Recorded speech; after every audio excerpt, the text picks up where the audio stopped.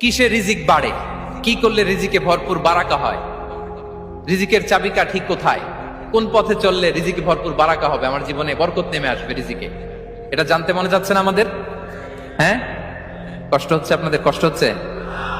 তাহলে কি করলে রিজিকে ভরপুর বারাকা হয়, কি করলে আমার জীবনে ভরপুর বারাকা নেমে আসে, এই পয়েন্টটাতে আমরা একটু আলোকপাত করি। যেসব কাজ করলে আমাদের জীবনে রিজিকে আসমানি বারাকা নেমে আসবে, আমাদের রিজিকে আসমানি বারাকা নেমে আসুক, আমরা চাই কি চাই না? সবাই আমরা চাই নিশ্চয়ই। যে কাজ করলে রিজিকে আসমানি বারাকা আসে, এর এক নম্বর হচ্ছে তাকওয়াল্লাহ, আল্লাহর ভয়।